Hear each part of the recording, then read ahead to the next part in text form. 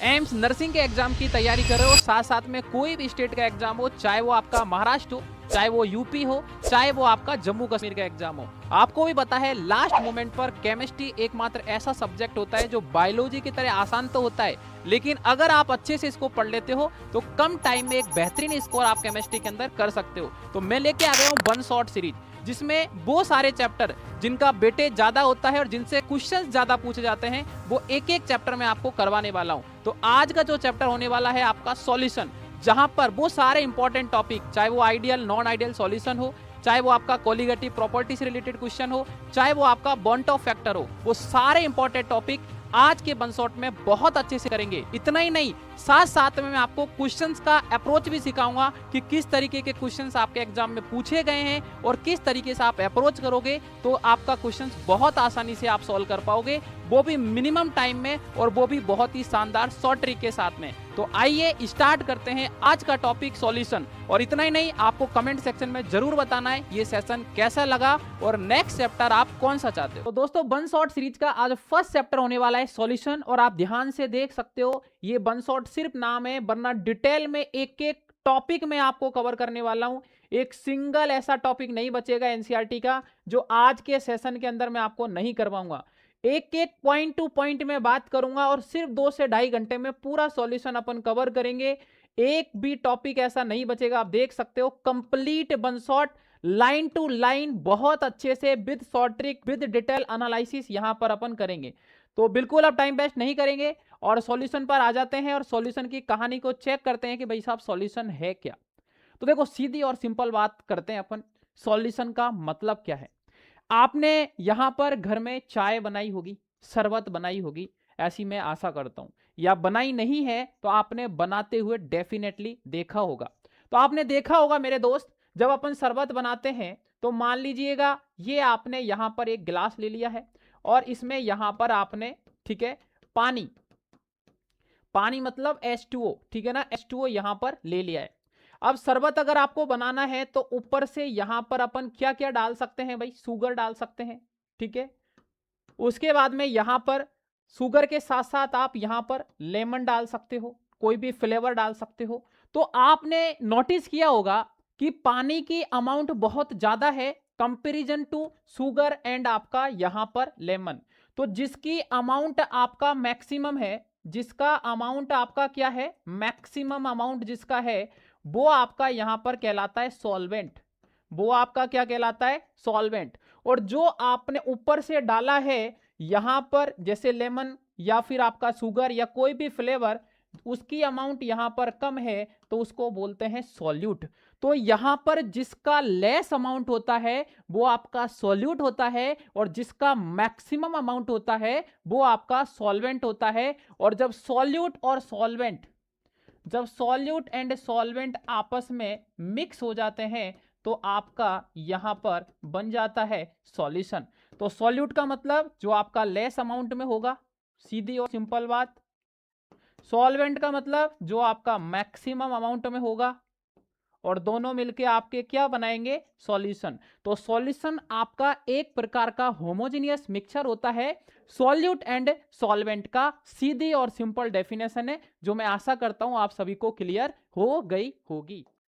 बात करते हैं यहां पर टाइप ऑफ सॉल्यूशन की। बहुत सारे डिफरेंट डिफरेंट टाइप है। तो यहां पर बात करेंगे, एक गैसियस सॉल्यूशन बन सकता है, एक लिक्विड बन सकता है और एक सॉलिड सॉल्यूशन बन सकता है। तो ध्यान से आप सोचो एक बार, एक लाइन में इस चीज को मैं आपको समझा दूंगा।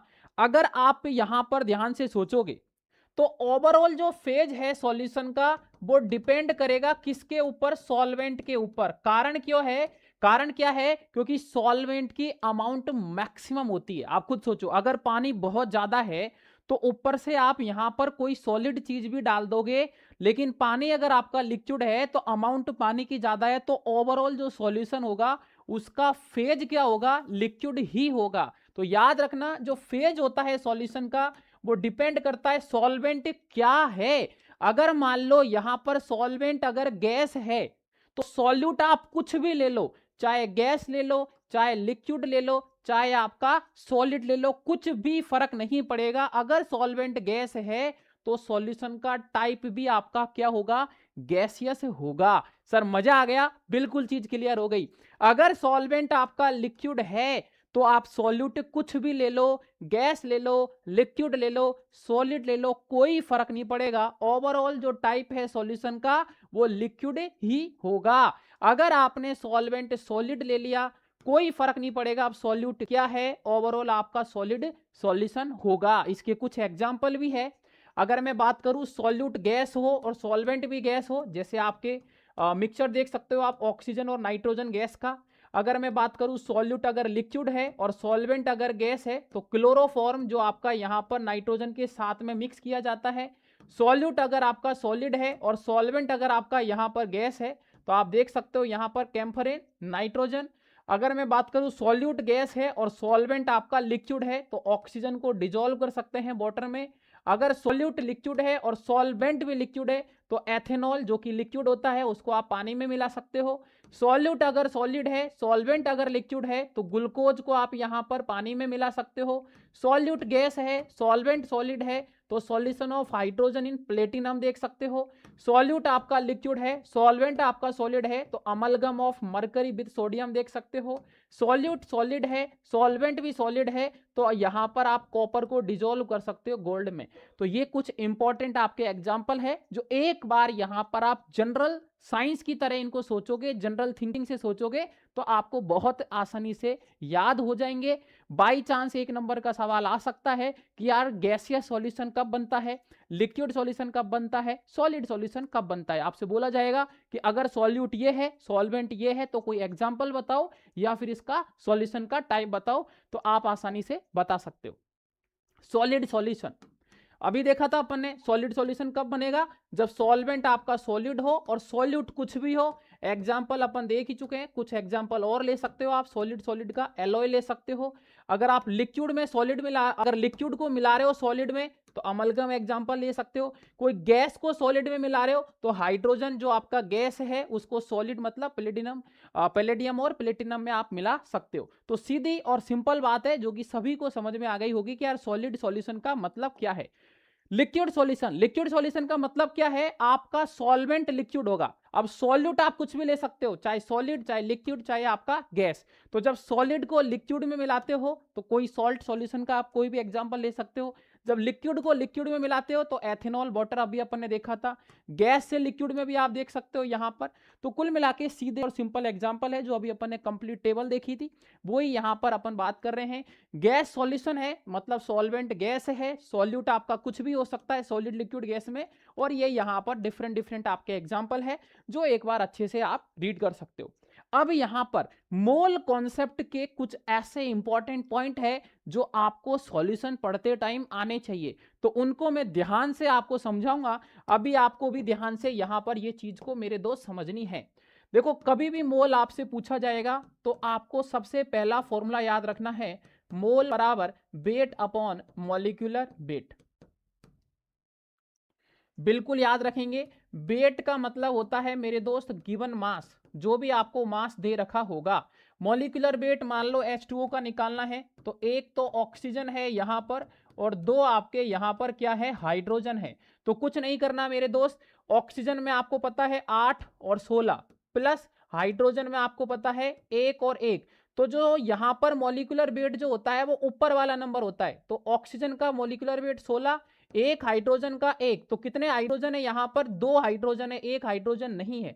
तो 1 गुणा 2 कर देंगे, 16 प्लस 2 मतलब 18 आपका मॉलिक्यूलर वेट हो जाएगा। इस तरीके से मॉलिक्यूलर वेट आपका कैलकुलेट कर सकते हो आप। जो ऊपर वाला नंबर होता है वही आपका यहां पर एटॉमिक वेट मॉलिक्यूलर वेट होता है।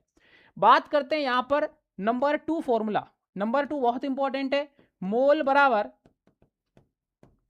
गिवन वॉल्यूम अपॉन में 22.4 लीटर, या फिर आप बोल सकते हो गिवन वॉल्यूम अपॉन में 22,400 ml। लेकिन याद रखना डिपेंड करेगा, अगर लीटर में है तो ये वाला, ml में है तो ये वाला फॉर्मूला लगाओगे, लेकिन ये लगाओगे एट STP।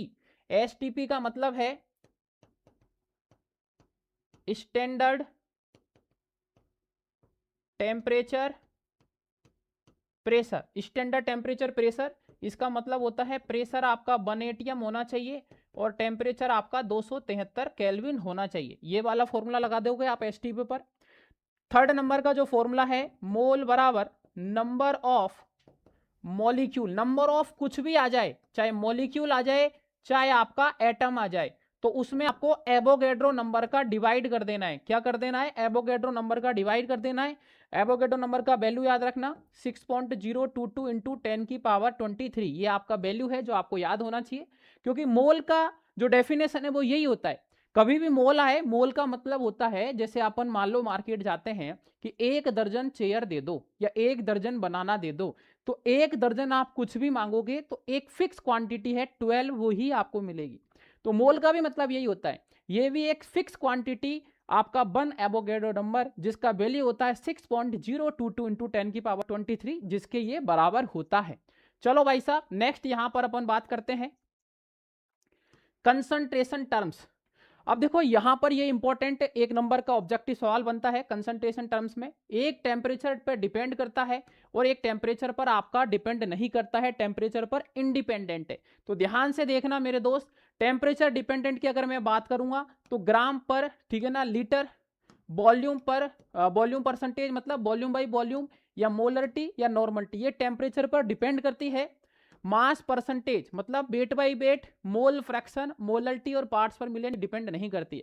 सीधी ट्रिक बता रहा हूं, जिसमें भी आपका वॉल्यूम का टर्म्स आता है, ध्यान से सुन लो, सीधा सीधा सिंपल ट्रिक है, जिसमें भी वॉल्यूम, कहीं भी वॉल्यूम दिख जाए फॉर्मूला के अंदर, वॉल्यूम का टर्म्स आता है वो आपका डिपेंड करेगी। और जिसमें वॉल्यूम का टर्म्स नहीं आता है फॉर्मूला के अंदर, कहीं भी जिसमें वॉल्यूम का टर्म्स नहीं आता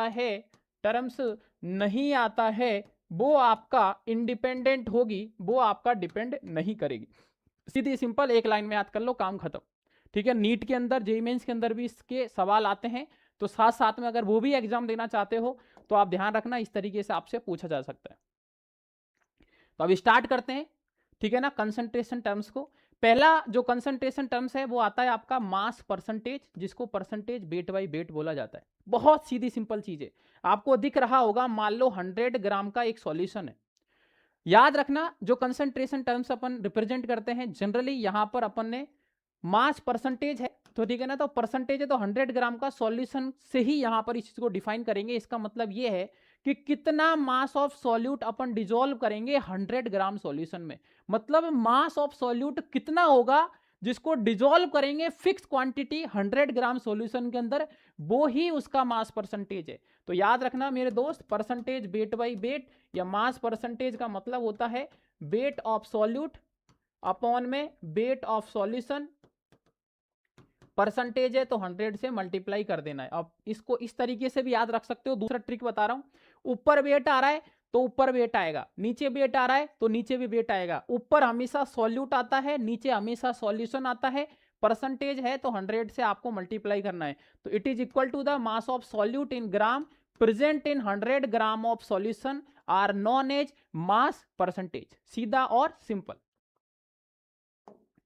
नेक्स्ट आपका वॉल्यूम परसेंटेज। अब देखो सीधा सिंपल है यार, वॉल्यूम अगर परसेंटेज है तो कितना वॉल्यूम ऑफ सॉल्यूट लेंगे 100 ml के सॉल्यूशन में, क्योंकि अब आपका वॉल्यूम है, वॉल्यूम आ गया तो यहां पर ग्राम की जगह ml आ जाएगा, बस सीधा सिंपल। तो वही परसेंटेज वॉल्यूम बाई वॉल्यूम, ठीक है ना, परसेंटेज वॉल्यूम बाई वॉल्यूम अगर आपको निकालना है तो यहां पर वॉल्यूम ऑफ सॉल्यूट अपॉन में वॉल्यूम ऑफ सॉल्यूशन, परसेंटेज है तो 100 से आपको यहां पर क्या कर देना है, मल्टीप्लाई कर देना है, क्योंकि परसेंटेज है, ऊपर वॉल्यूम तो वॉल्यूम, नीचे वॉल्यूम तो वॉल्यूम, ऊपर सॉल्यूट नीचे सॉल्यूशन, काम खत्म। बस इतना आपको आ गया तो आपका सवाल गलत नहीं होगा।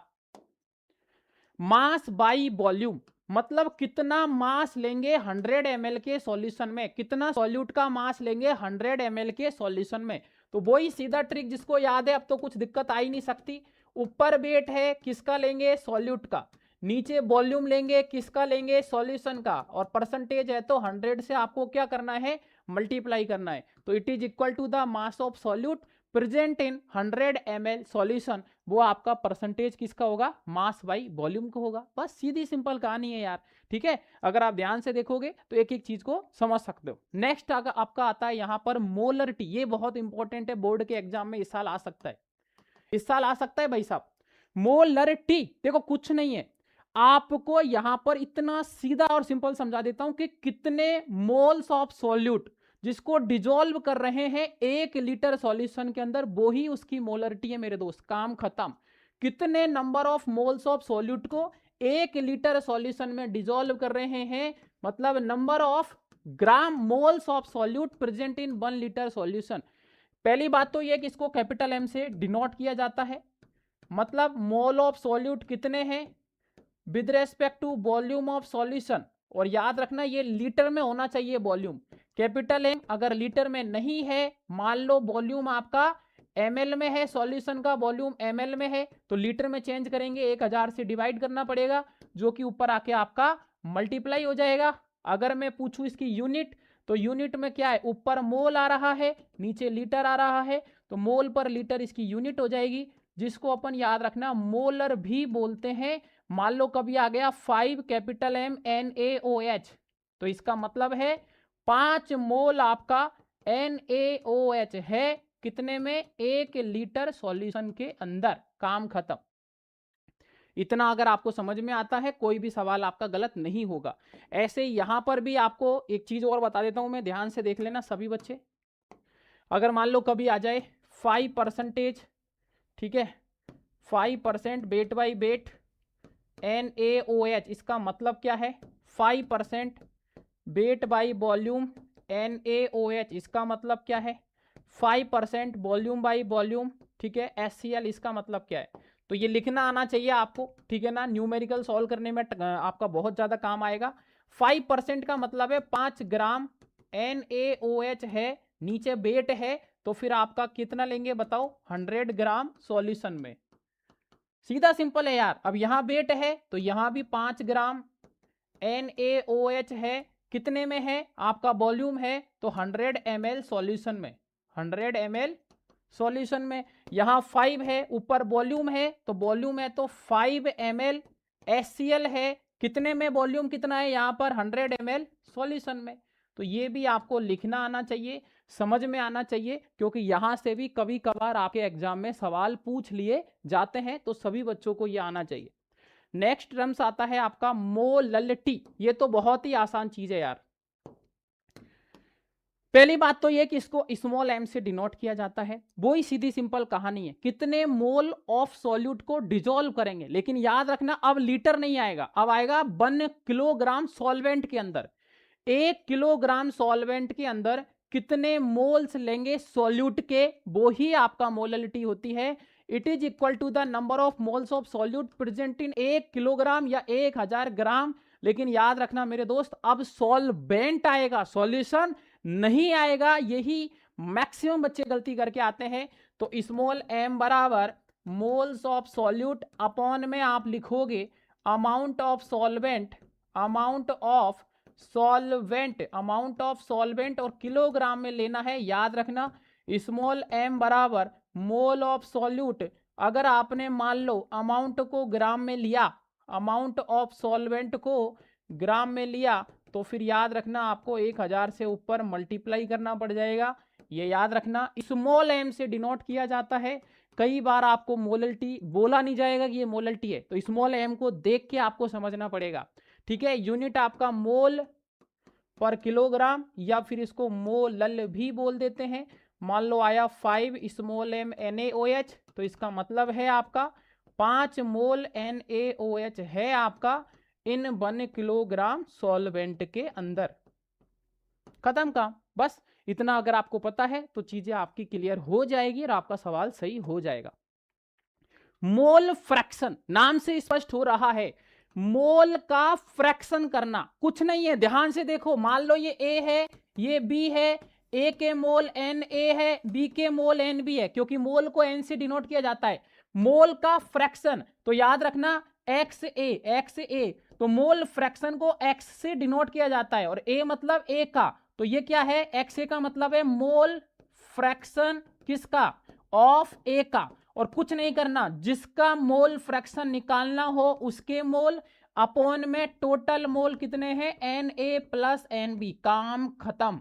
मान लो B के मोल फ्रैक्शन निकालना है तो XB किसके निकालना है, B का, जिसका निकालना है उसको ऊपर रखो और नीचे आपको टोटल यहां पर Na प्लस Nb कर देना है, बस काम खत्म। Mole fraction, fraction of mole ही आपका मोल फ्रैक्शन होता है, तो एक्स ए बराबर Na upon Na plus Nb, X B बराबर Nb अपॉन में Na प्लस Nb। अब ध्यान से देखो, इन दोनों को जोड़ोगे आप तो x A plus x B का अगर यहां पर आप सम चेक करोगे तो आपका सम आपको 1 नजर आएगा, क्योंकि ऊपर भी Na प्लस Nb नीचे भी Na plus Nb, overall cancel out हो जाएगा। अब ऊपर मोल है नीचे भी मोल है, तो इसकी याद रखना नो यूनिट, ठीक है ना, एंड डायमेंशन, कोई भी यूनिट एंड डायमेंशन आपका नहीं होता है, ठीक है ना। आप बोल सकते हो कि ये यूनिट लेस होता है, ठीक है ना, ये क्या होता है एक तरीके से यूनिट लेस होता है, ये भी आपको पता होना चाहिए, सवाल आ सकता है। नेक्स्ट आता है पार्ट्स पर मिलियन, बहुत ही सीधा और सिंपल है। ओहो हो भाई साहब, पैसे आ गए यार, है ना, पैसे आ गए भाई साहब एकदम डॉलरों में। तो मान लो यहां पर ये 1 मिलियन आपका यहां पर डॉलर है, ठीक है, और मैं बोलूं कि इसमें से $1 मैंने निकाल लिया, तो ये है आपका पार्ट्स पर मिलियन। इतना बड़ा अमाउंट में से बहुत ही छोटी चीज आपको बाहर निकाल रहे हो, वो ही आपका यहां पर पार्ट्स पर मिलियन, जिसको पीपीएम भी बोला जाता है।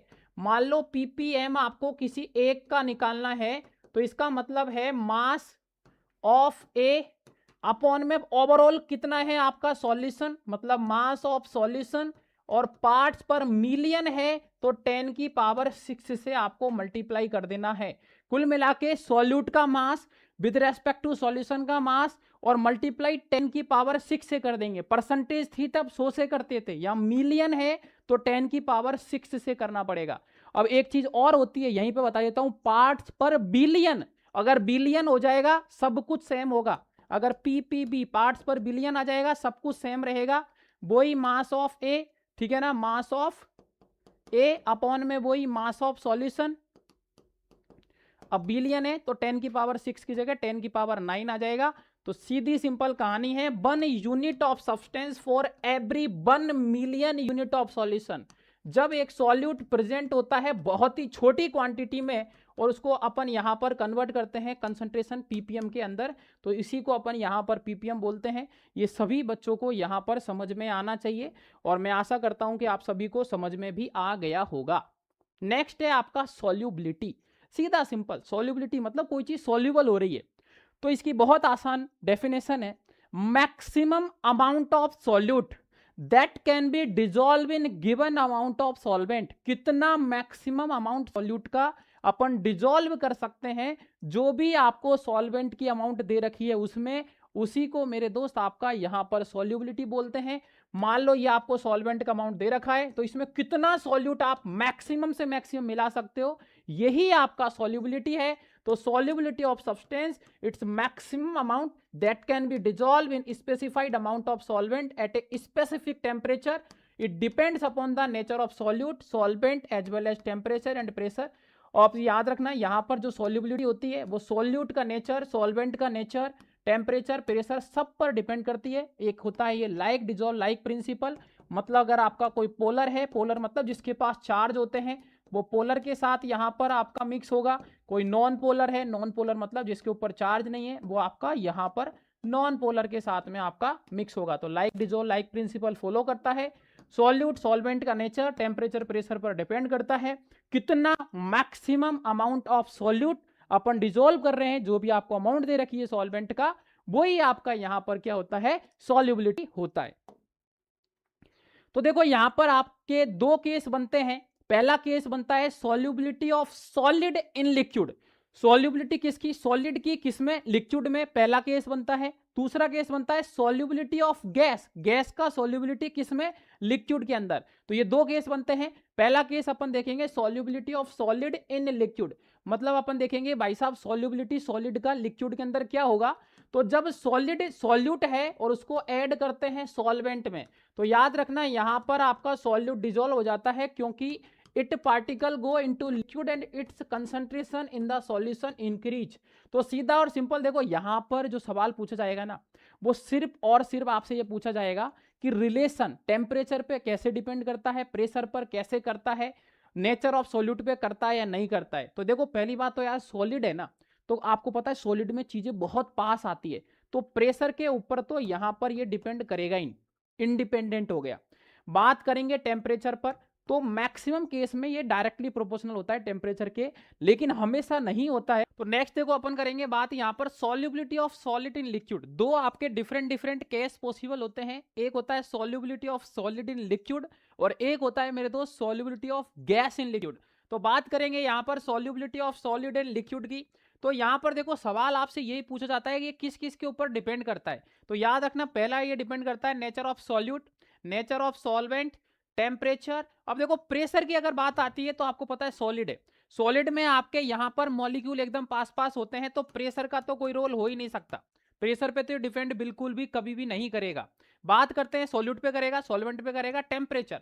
जनरली सॉल्युबिलिटी जो है वो टेम्परेचर के अकॉर्डिंग यहां पर बढ़ती है, बट जब बात आती है सॉलिड इन लिक्विड की तो दो केस पॉसिबल होते हैं, सभी बच्चे याद रखना। एक होता है आपका एंडोथर्मिक और एक होता है आपका एक्जोथर्मिक। एंडो मतलब टूटना और एक्जो मतलब आपका यहां पर हीट रिलीज होगी, क्या होगी, हीट रिलीज होगी।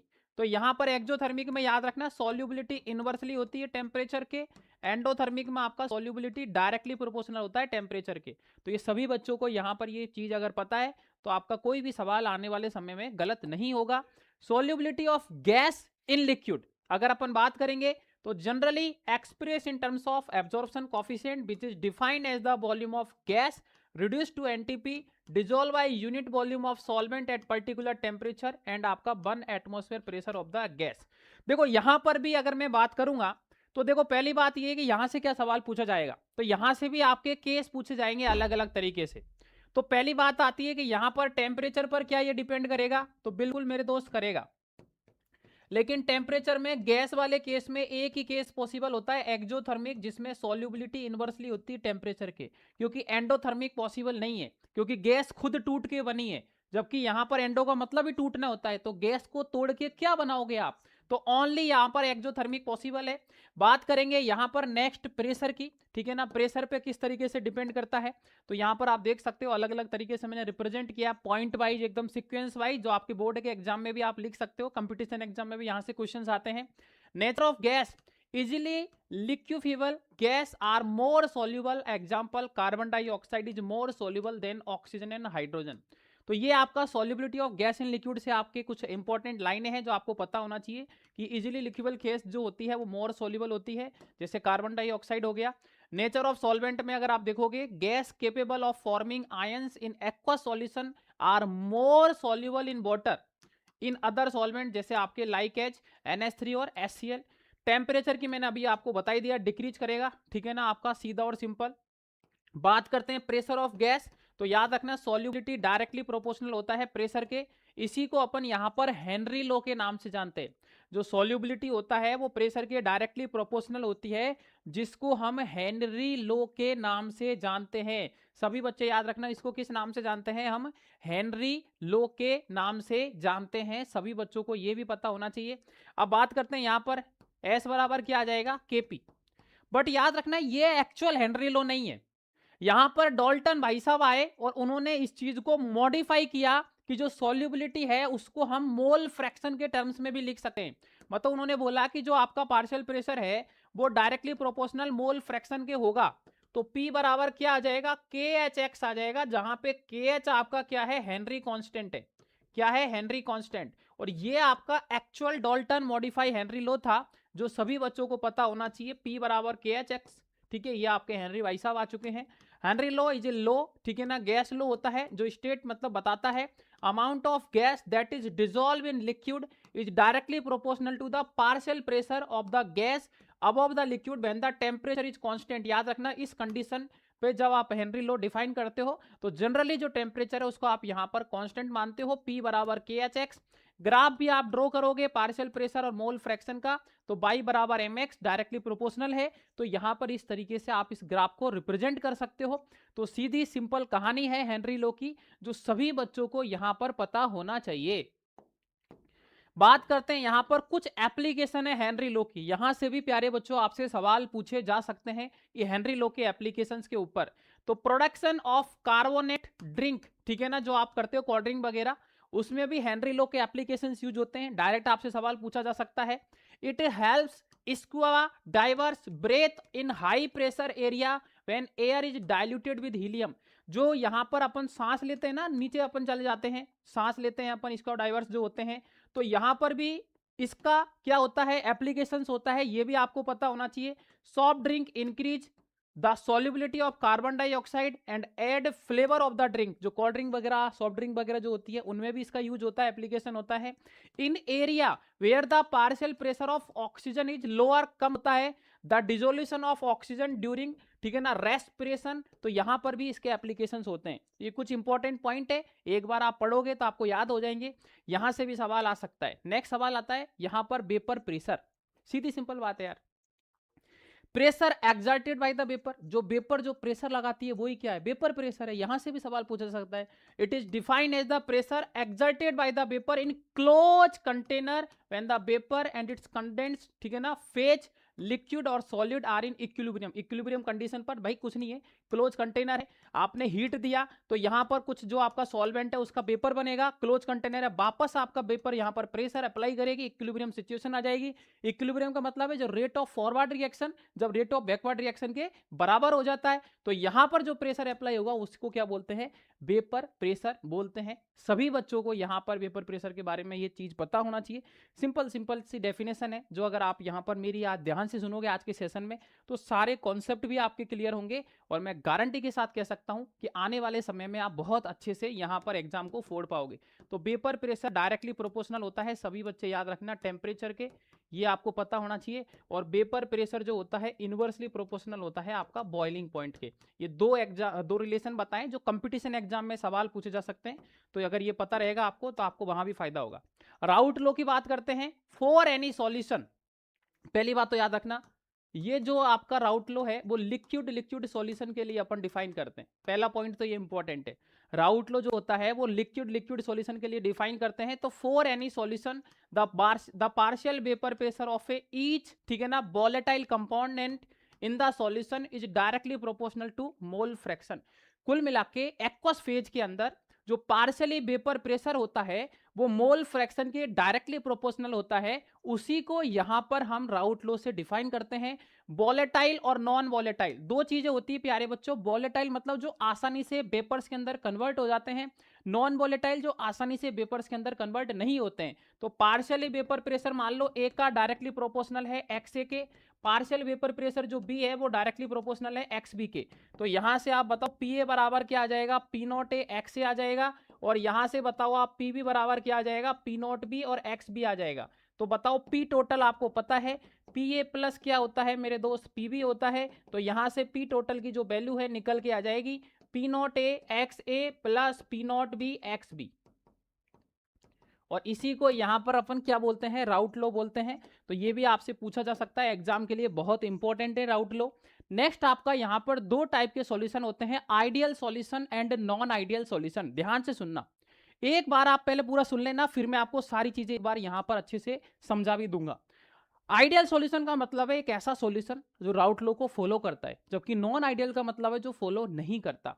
अगर आपका कोई राउट लो को फॉलो करेगा तो attraction force solute solute solute solvent और सॉल्वेंट सॉल्वेंट का बराबर होगा। जो आपका चेंज इन एंथैल्पी है, चेंज इन वॉल्यूम है, वो आपका जीरो होगा अगर आपका आइडियल सॉल्यूशन है तो। अब फोर्स ऑफ अट्रैक्शन सेम है, तो एग्जाम्पल की जब आइडियल सॉल्यूशन की बात आती है तो बेंजीन और टोल्यून जिनमें सेम टाइप की जो चीजें दिखती है, हेक्सेन हो गया, हेप्टेन हो गया, ये आपके आइडियल सॉल्यूशन के एग्जाम्पल हो जाएंगे। नॉन आइडियल में दो प्रकार होता है, दो प्रकार से पढ़ेंगे अपन, positive deviation, negative deviation. Positive में आपका delta H delta B greater than zero होगा, जबकि वहां पर आपका नेगेटिव में लेस देन हो जाएगा। पॉजिटिव में जब अपन बात करेंगे तो पी टोटल आपका ज्यादा होगा पीए प्लस पीबी से, नेगेटिव में पी टोटल आपका कम हो जाएगा, सीधी बात है, सिंपल बात है। पॉजिटिव में एग्जांपल याद रखना, अल्कोहल प्लस वाटर होता है, जबकि नेगेटिव में जनरली एसिड प्लस वाटर होता है। तो ये 4-5 पॉइंट अगर आपको याद रहेंगे तो बोर्ड के एग्जाम में आप अच्छे से लिख पाओगे, और कंपटीशन एग्जाम में भी साथ साथ आप जो भी एग्जाम दोगे उनमें भी बहुत अच्छे से यहां पर नंबर लेके आओगे। तो चलो इसी चीज को अपन एक बार देख लेते हैं। आइडियल सॉल्यूशन एक ऐसा सॉल्यूशन जो राउट लो को फॉलो करता है over a wide range of concentration and temperature, is called ideal solution. Condition अगर मैं बात करूंगा तो दो लिक्विड ए एंड बी है, फॉर्म करेंगे आइडियल सॉल्यूशन कब, जब यहां पर उनका स्ट्रक्चर सिमिलर होगा और उनमें पोलरिटी भी होगी। Ideal solution nature of molecular जो इंट्रैक्शन फोर्स होता है किस किस के बीच में, ए का मतलब है सॉल्यूट सॉल्यूट, बीबी का मतलब है सॉल्वेंट सॉल्वेंट, और दोनों जब मिक्स कर देंगे उस टाइम भी आपका यहां पर इक्वल होगा, याद रखना। Therefore, when such liquid are mixed together, there is no enthalpy change and no volume change। मतलब याद रखना यहाँ पर डेल्टा एच जो मिक्सिंग है वो जीरो होता है और जो डेल्टा बी मिक्सिंग है वो भी आपका यहाँ पर जीरो होता है। ये सभी बच्चों को पता होना चाहिए, delta H mixing delta B mixing zero होता है। आइडियल सॉल्यूशन में ये मैंने आपको यहाँ पर अलग से भी बता दिया है, ध्यान से आपको दिख रहा होगा, ठीक है, अच्छे से रिप्रेजेंट भी यहाँ पर कर दिया है। अब बात करते हैं यहाँ पर ग्राफ की, ठीक है ना। अब ये इस ग्राफ को मत देखना, ठीक है ना, पॉजिटिव नेगेटिव में आपको वहां समझ में आ जाएगा।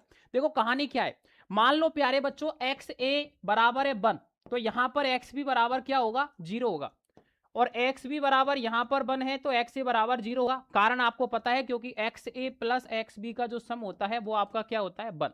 अब एक्स ए 1 है मतलब कुछ यहाँ पर प्योर वेपर प्रेशर होगा ए का, क्योंकि यहाँ पर एक्स बी तो आपका 0 है, तो बताओ कुछ वैल्यू है यहाँ पर, सीधी बात है। अब जैसे जैसे आप यहाँ पर आगे बढ़ रहे हो तो ये आपका यहाँ पर क्या हो रहा होगा, यहाँ से कम हो रहा होगा। अब यहाँ पर एक्स बी 1 हो गया मतलब पी नॉट बी कुछ आपका वैल्यू होगा पी नॉट बी का, सीधी और सिंपल बात है यार।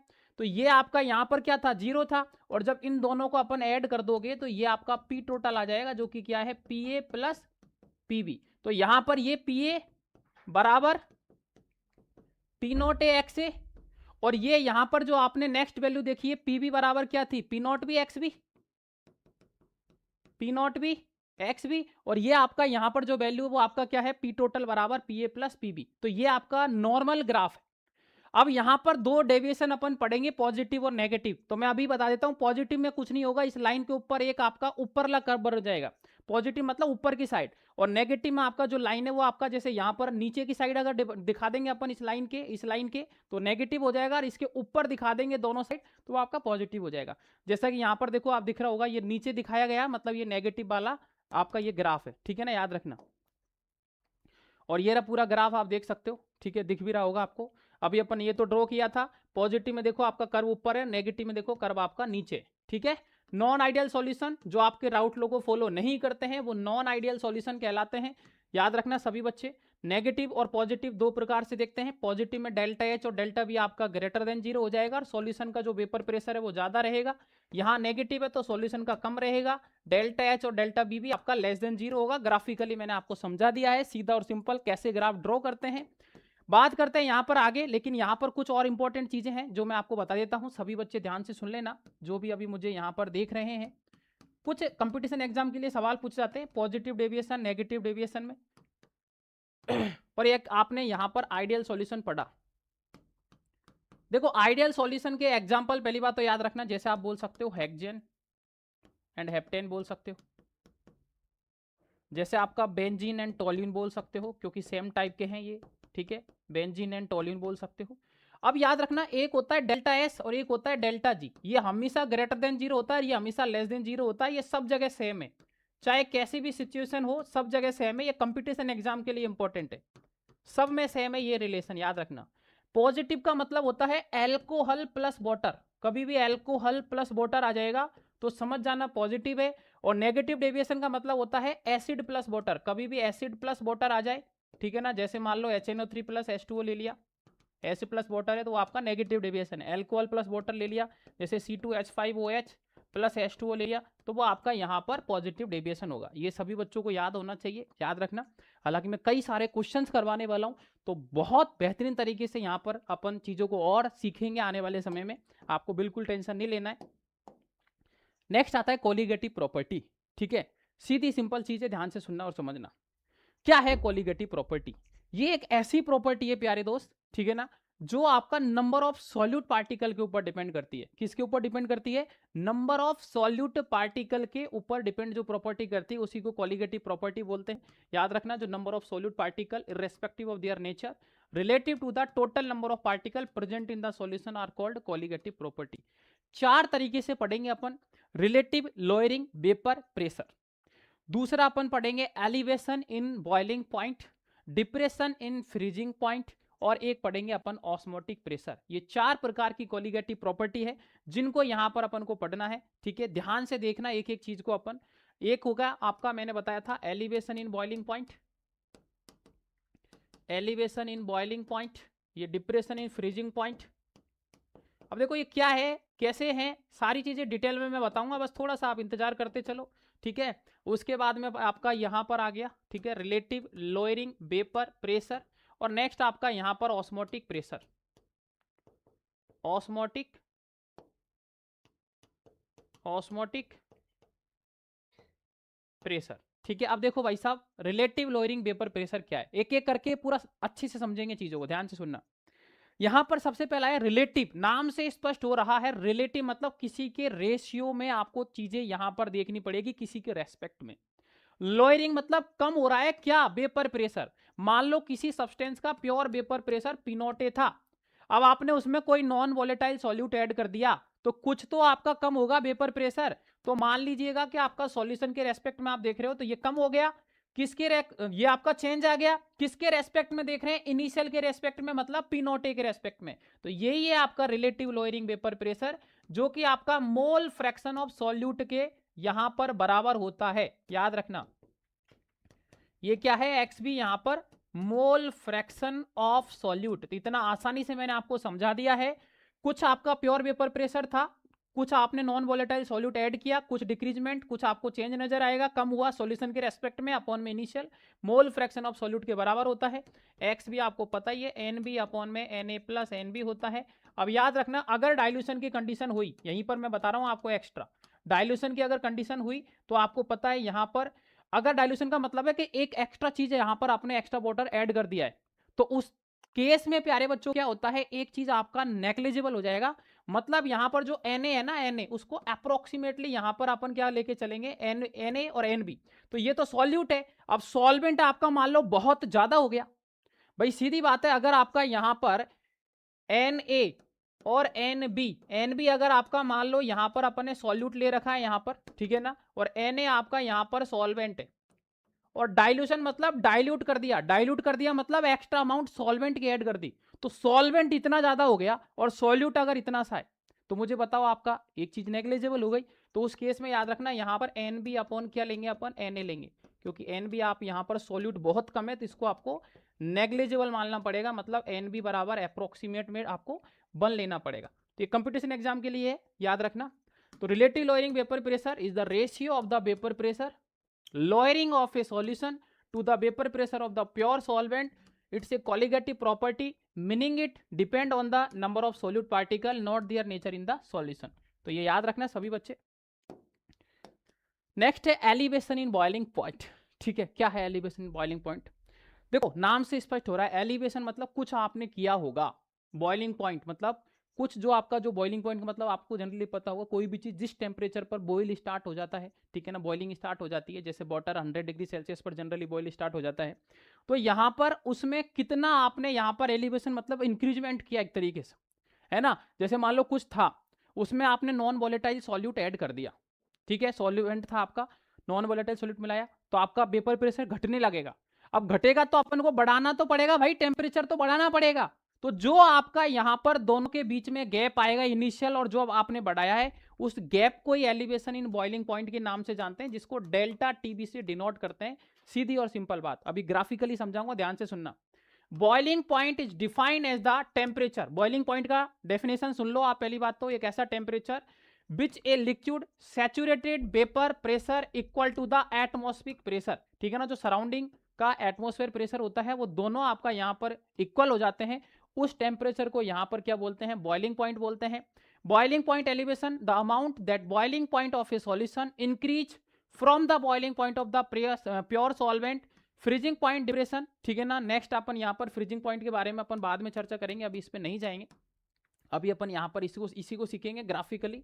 ध्यान से देखना, एलिवेशन इन बॉइलिंग पॉइंट, ये वेपर प्रेशर है और ये टेम्परेचर है, ये सॉल्वेंट था जो कि आपको दिख रहा होगा, इसका यहां पर जो बॉइलिंग पॉइंट है, प्योर बॉइलिंग पॉइंट T0 भी है। अब आपको पता है यहां पर जब आपका डिक्रीजमेंट हुआ तो आपने सॉल्यूशन का यहां पर बढ़ा दिया, और जो आपका फाइनल जो टेम्परेचर है टीबी, जो आपका टेम्परेचर आया है टीबी, ये है आपका क्या, बॉइलिंग पॉइंट ऑफ सॉल्यूशन। ध्यान से देख लो, एक बार में समझ में आ जाएगा। और जो टी नॉट भी है वो है आपका boiling point of pure solvent. भाई ये इतना था, अब घटा तो आपने बढ़ाया, टीबी हो गया, दोनों के बीच का जो गैप आया डेल्टा टीबी, इसी को बोलते हैं elevation in boiling point. Elevation in boiling point. तो याद रखना जो डेल्टा टीबी होता है वो डायरेक्टली प्रोपोर्शनल होता है मोलल टी के। तो डेल्टा टीबी बराबर आ जाएगा आपका के बी एम, जहां पे आपका के बी का मतलब होता है molal elevation constant, small M होता है आपका मोललिटी, डेल्टा टीबी जो होता है वो डिफरेंस होता है टीबी और टी नॉट बी के अंदर। ये सॉल्यूशन का है, ये सॉल्वेंट का है। जनरली न्यूमेरिकल के अंदर इसको 100 डिग्री सेल्सियस लेते हैं जब आपको नहीं दे रखा होगा टी नॉट बी। तो ये याद रखना, एक ऐसी कंडीशन आई जिसपे ये दोनों बराबर हो गए, एटमॉस्फेयर प्रेशर जो बन हुआ, तो इस सिचुएशन को अपन यहाँ पर एलिवेशन इन बॉइलिंग पॉइंट बोलते हैं, जो कि आई थिंक सभी बच्चों को समझ में आ गई होगी। ठीक है, और जो के बी है उसकी यूनिट भी आप देख सकते हो। ठीक है ना, मैंने यहाँ पर एक फॉर्मूला दिया है, आप इसको यहाँ पर पढ़ भी सकते हो, R into M one into T B square upon में 1000 और डेल्टा एच वेपराइजेशन, जिससे आप के बी का वैल्यू भी फाइंड कर सकते हो। ठीक है ना, तो हर एक चीज़ मैंने आपके लिए यहाँ पर रिप्रेजेंट करी है ताकि आपको मैं अच्छे से एक एक चीज़ बता सकूँ। अब देखो depression in freezing point, freeze मतलब आपको पता है कोई चीज फ्रीज हो रही है, बर्फ बनना स्टार्ट हो रही है, तो टेम्परेचर अब घटाना पड़ेगा, बस यही कहानी है, बाकी का सब कुछ यहाँ पर सेम है। डेल्टा टी एफ से इसको डिनोट करते हैं, याद रखना।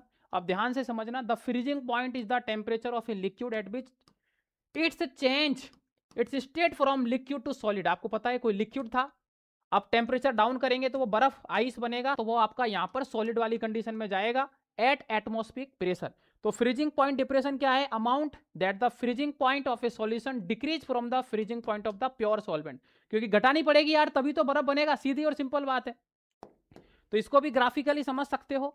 मान लीजिए ये आपका लिक्विड सॉल्वेंट था, अब आपको पता है सॉल्यूशन का क्या करना पड़ेगा, घटाना पड़ेगा। तो एक ऐसा पॉइंट आया जब ये दोनों यहां पर क्रॉस हो गए, सीधी बात है। अब इनिशियल मान लो सॉल्वेंट का टी नॉट एफ था, सॉल्यूशन का फाइनल हो गया टी एफ, तो दोनों के बीच का जो गैप है डेल्टा टी एफ, दोनों के बीच का जो गैप है डेल्टा टी एफ, इसी को बोलेंगे डिप्रेशन इन फ्रीजिंग पॉइंट।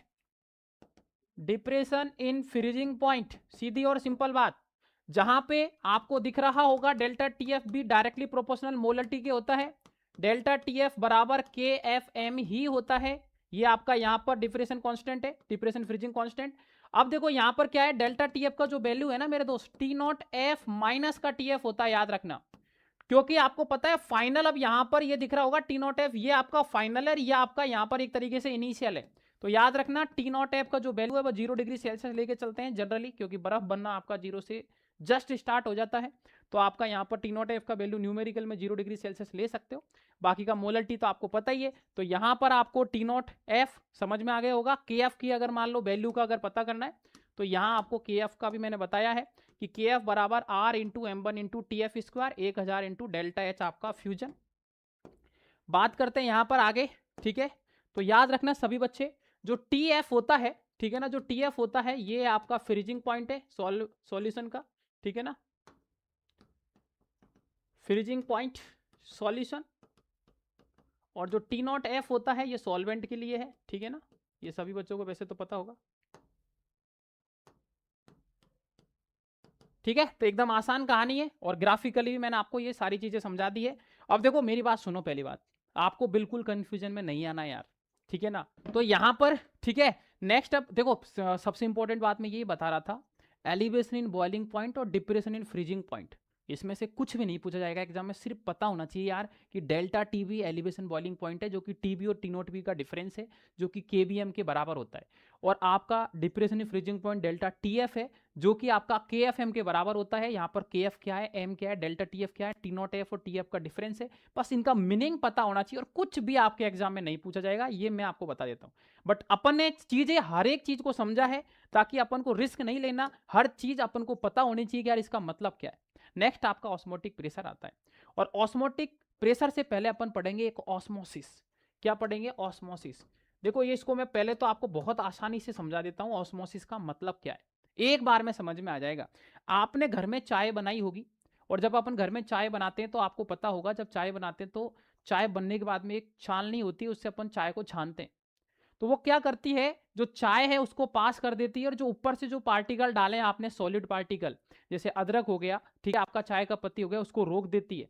तो आपको पता है जो ऊपर से डाले कम अमाउंट में वो सॉल्यूट है, और जो चाय निकल के जा रही है वो आपका सॉल्वेंट है। तो कुल मिला के यहां पर क्या होता है मेरे दोस्त, एक आपका सेमी परमिएबल मेम्ब्रेन होता है। एक बार में समझ में आ जाएगा आपको, बस सेमी परमिएबल मेम्ब्रेन।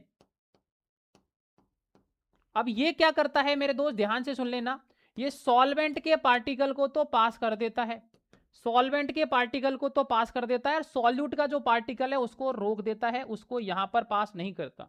तो याद रखना, ये जो प्रोसेस है ना, जो सॉल्वेंट को तो पास कर रहा है और सॉल्यूट के पार्टिकल को रोक रहा है, इसी को प्यारे दोस्त ऑस्मोसिस के नाम से जानते हैं। इसी को किस नाम जानते हैं, ऑस्मोसिस। और जो मिनिमम प्रेशर आप अप्लाई करोगे इस चीज को रोकने के लिए, उसी को बोलते हैं अपन ऑस्मोटिक प्रेशर। उसी को क्या बोलते हैं अपन, ऑस्मोटिक प्रेशर बोलते हैं मेरे दोस्त। जो मिनिमम प्रेशर आप अप्लाई करोगे ना, मिनिमम प्रेशर इस चीज को, ऑस्मोसिस को रोकने के लिए, उसी को ऑस्मोटिक प्रेशर बोलेंगे। और अगर एक्सटर्नल प्रेशर आपने ज्यादा लगा दिया तो फ्लो ऑफ सॉल्वेंट आपका टोटल रिवर्स हो जाएगा, उल्टा हो जाएगा, उसको बोलेंगे अपन रिवर्स ऑस्मोसिस। सारी चीजें अभी आगे आने वाली है वैसे तो, ठीक है ना, बस मैं यहां पर एक चीज आपको समझा रहा हूं ताकि पहले से क्लियर हो जाए कि आने वाले समय में अपन क्या पढ़ रहे हैं। तो पूरा प्रोसेस उल्टा हो जाएगा, उसको बोलेंगे रिवर्स ऑस्मोसिस। सीधी सिंपल कहानी है, जो मैं आशा करता हूं सबको अब समझ में आ गई होगी, ठीक है।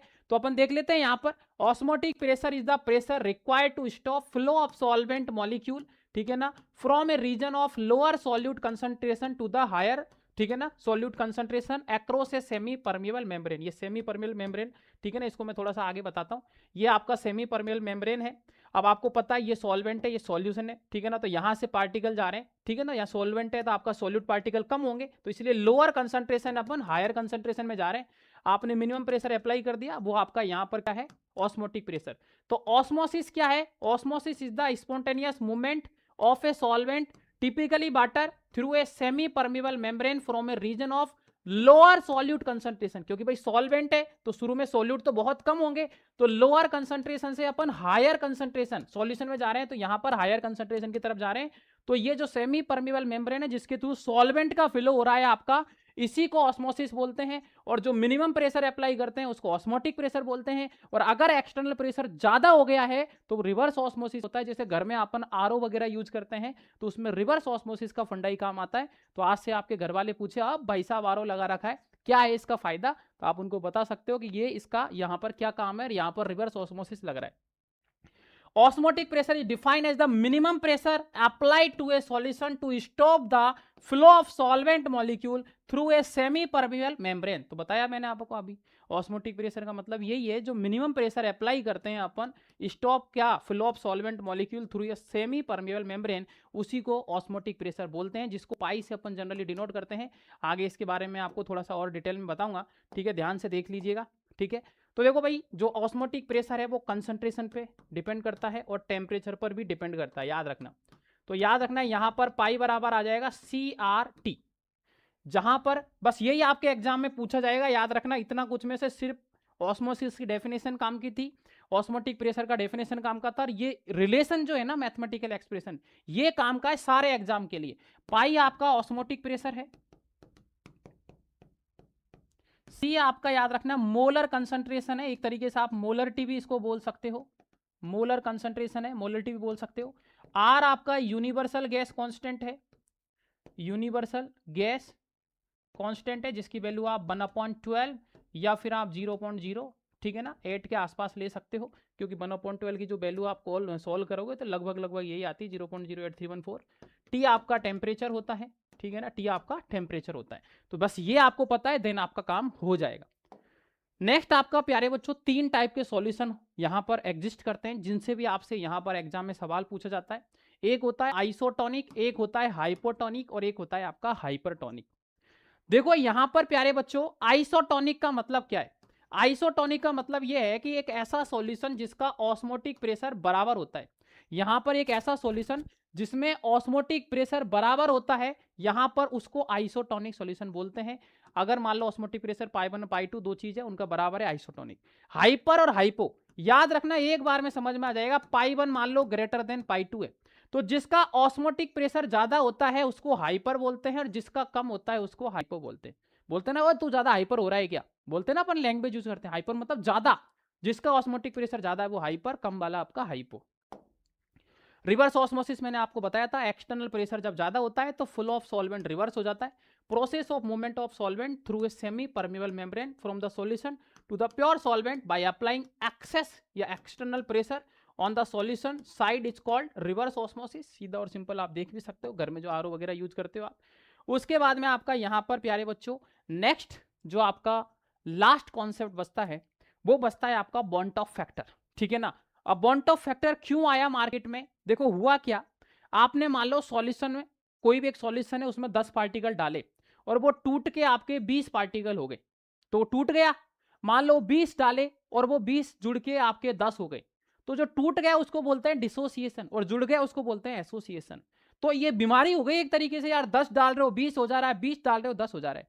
इस बीमारी को दूर करने के लिए एक नया, ठीक है ना, आप डॉक्टर के पास में गए, उस डॉक्टर को बोलते हैं अपन बॉन्ट ऑफ फैक्टर, ठीक है ना, उसी को क्या बोलते हैं प्यारे बच्चों, बॉन्ट ऑफ फैक्टर बोलते हैं। सभी बच्चे याद रखना, ये आई से इसको डिनोट करते हैं, सारी चीजें आगे, ठीक है ना, मैं आपको एक एक चीज बताऊंगा, बट अभी अगर आपने 5 मिनट फोकस कर लिया तो ये पूरा बॉन्ट ऑफ फैक्टर की गणित है ना पूरी यहीं क्लियर हो जाएगी, मैं गारंटी के साथ कह रहा हूं। 5 मिनट मुझे सुन लेना आप, बस 5 मिनट।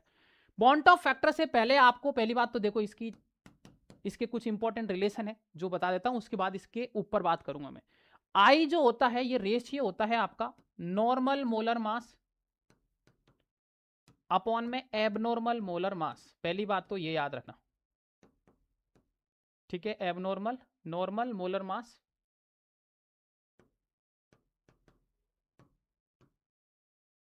एबनॉर्मल मोलर मास, पहली बात। दूसरी चीज ये होता है आपका observed colligative property, observed colligative property upon में कैलकुलेटेड कोलिगेटिव प्रॉपर्टी। एक चीज और बोल सकते हो, number of particle after dissociated, या फिर आप बोल सकते हो एसोसिएटेड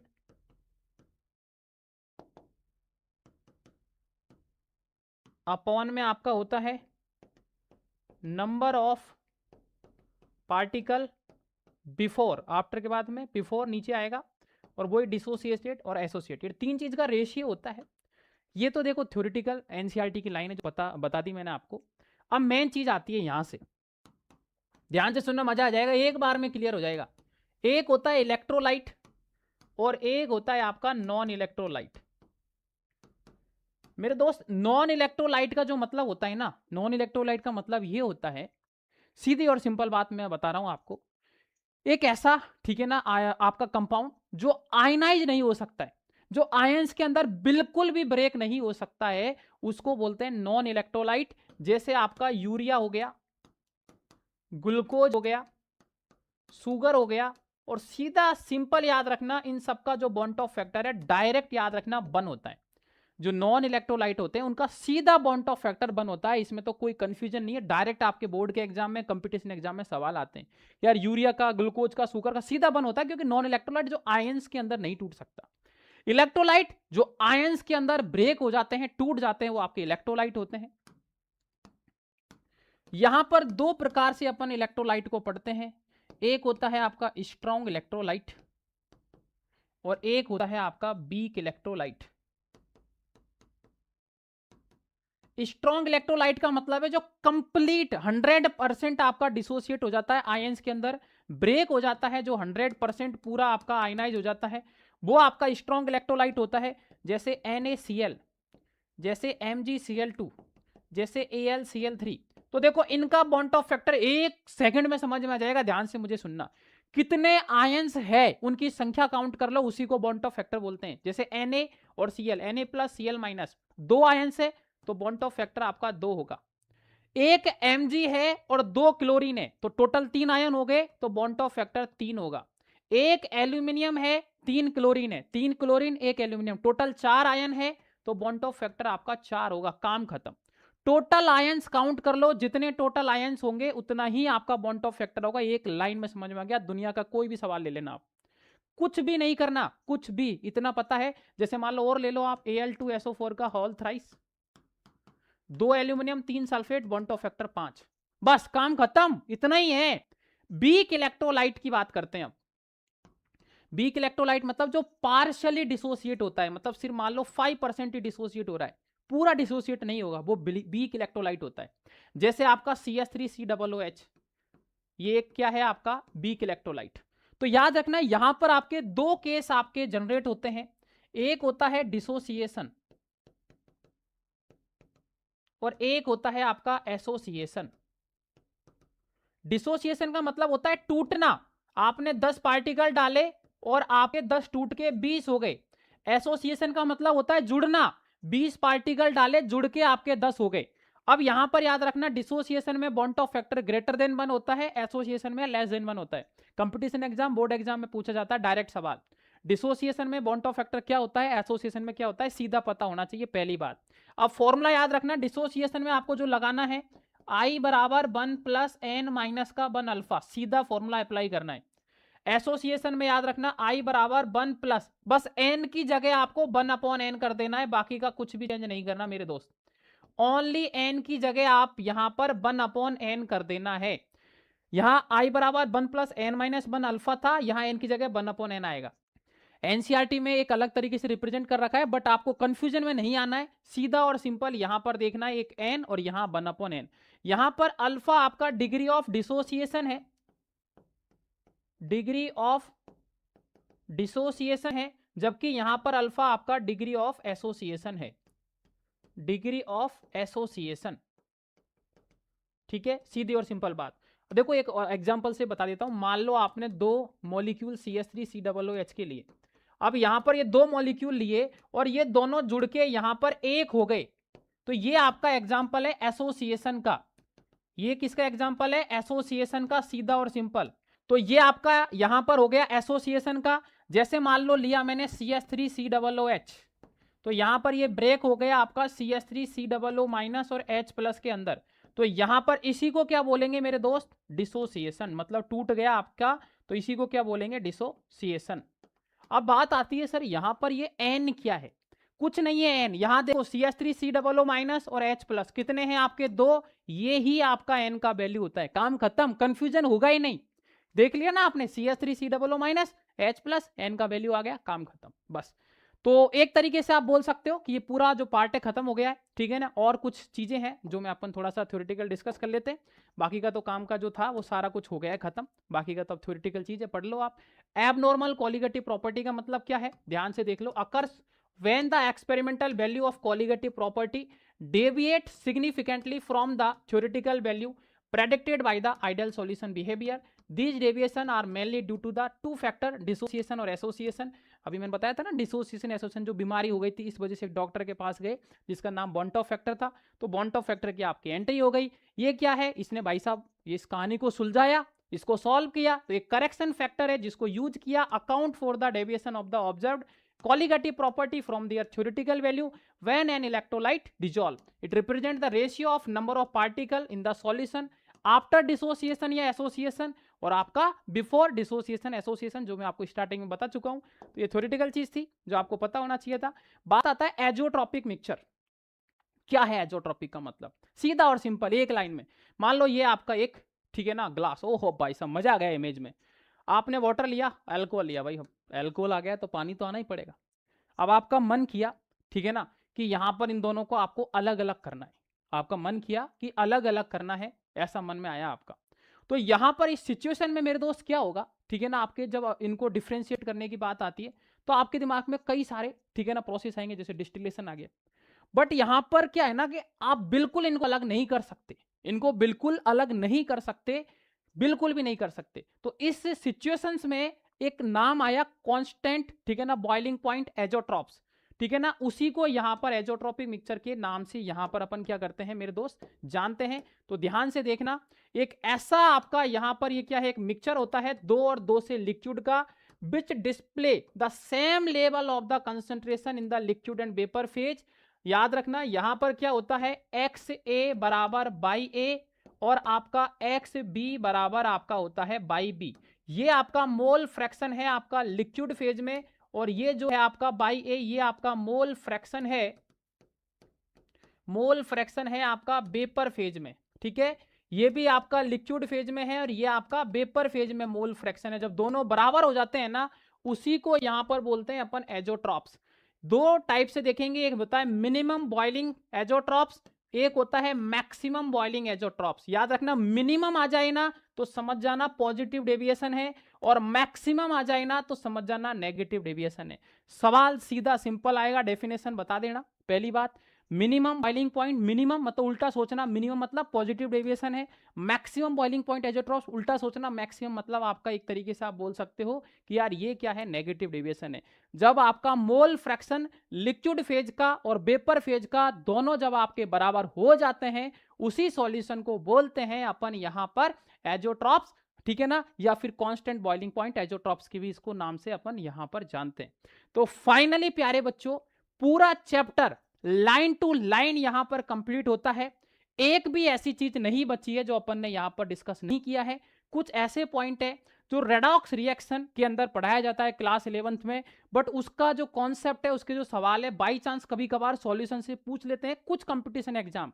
क्योंकि अगर आप कंपटीशन एग्जाम भी यहां पर साथ साथ देने वाले हो, तो वो भी कॉन्सेप्ट को मैं नहीं स्किप करूंगा, उसको भी यहां पर बता दूंगा। देख रहे हो आप, एक एक चीज यहां पर मैं बता रहा हूं। तो यहां पर बाई चांस कभी कभार वहां से सवाल आ जाता है, उसको भी अपन स्किप नहीं करते हैं, चेक कर लेते हैं क्या कहानी है यार। तो ध्यान से देखना, एक बार में समझ में आ जाएगा। वो एक होता है डाइल्यूशन लो। क्या है डाइल्यूशन लो? मान लो ये कंटेनर है, वॉल्यूम V1 है, कंसंट्रेशन M1 है। मैंने बोला इसको डाइल्यूट कर दिया। डाइल्यूट का मतलब प्यारे बच्चों क्या है, ध्यान से सुन लो। एक्स्ट्रा अमाउंट सॉल्वेंट की जब अपन ऐड करते हैं उसको बोलते हैं डाइल्यूट। तो भाई साहब वाटर अपन ने एक्स्ट्रा ऐड कर दिया है, तो पहले वॉल्यूम V1 था, अब V2 आ जाएगा, कंसंट्रेशन भी M2 हो जाएगी। यहां बताओ मोल ऑफ सॉल्यूट अगर मैं लिखूंगा, सॉल्यूट तो दोनों में कांस्टेंट है, उसमें तो कोई चेंज नहीं किया, सिर्फ सॉल्वेंट ऐड किया है। तो बताओ सॉल्यूट क्या हो जाएगा, M1 B1। यहां पर बताओ सॉल्यूट आपका ये फर्स्ट वाला है, ये आपका मोल सॉल्यूट का यहां पर सेकंड वाला है, इसमें हो जाएगा M2 B2। तो जब इन दोनों के सॉल्यूट को, अब इसमें भी सॉल्यूट सेम है, इसमें भी सेम है, दोनों को बराबर कर सकता हूं, तो एक रिलेशन आ गया M1 B1 बराबर M2 B2। और ये जो रिलेशन है इसी को बोलते हैं डाइल्यूशन लो। डायरेक्ट आपके एग्जाम में सवाल आ जाता है कई बार, M1 इतना है, B1 इतना है, डाइल्यूट कर दिया तो M2 इतना हो गया, तो B2 बताओ, या B2 इतना हो गया तो M2 बताओ, सीधा निकाल सकते हो। इसी के साथ एक होता है आपका मिक्सिंग लो।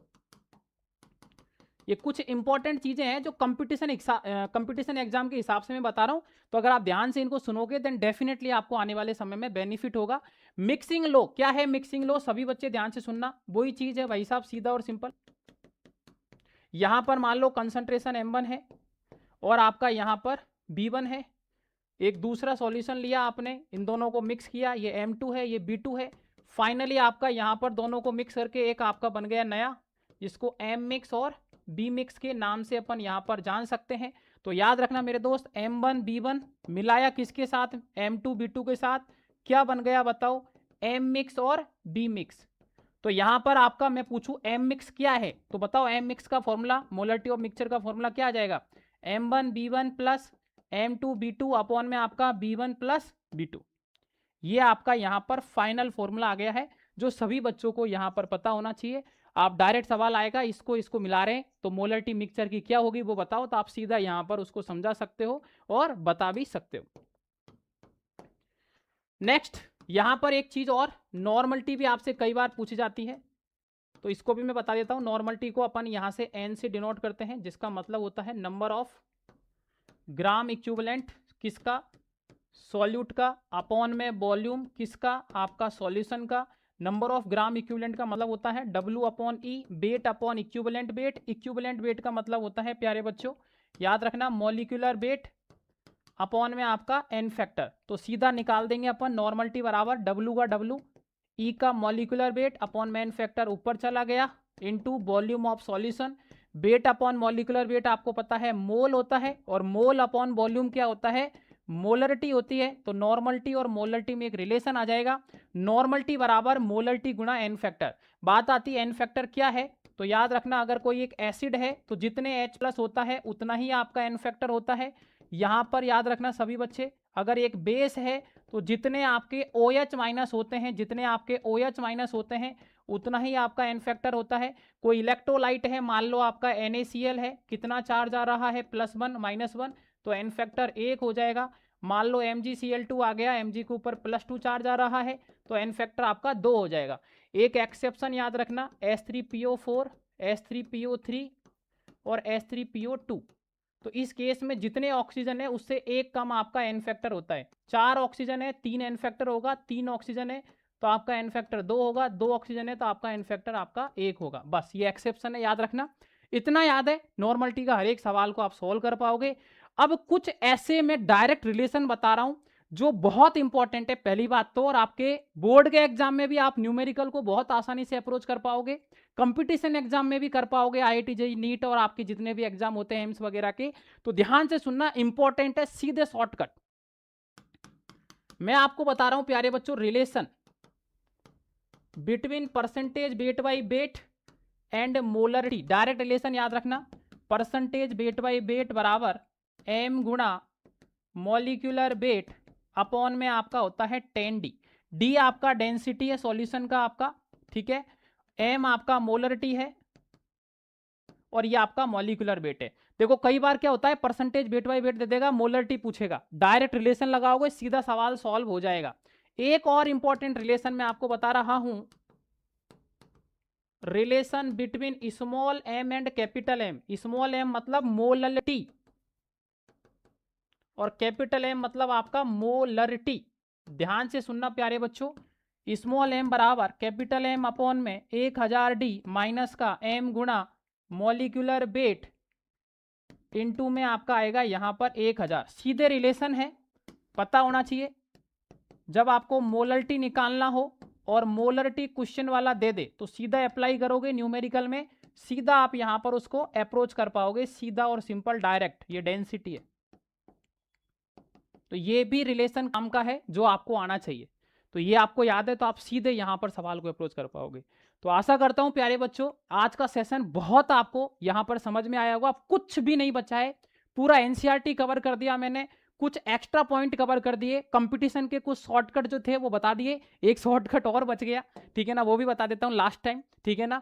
ये डायरेक्ट नीट और जेईई मेंस के लिए आपसे पूछा जाता है, आपसे बॉइलिंग पॉइंट पूछा जाता है प्यारे बच्चों। तो याद रखना बॉइलिंग पॉइंट जो होता है वो डायरेक्टली प्रोपोर्शनल होता है बॉन्ट ऑफ फैक्टर के। एक होता है फ्रीजिंग पॉइंट, ये इनवर्सली प्रोपोर्शनल होता है बॉन्ट ऑफ फैक्टर के, अगर ये बढ़ेगा तो फ्रीजिंग पॉइंट घटेगा।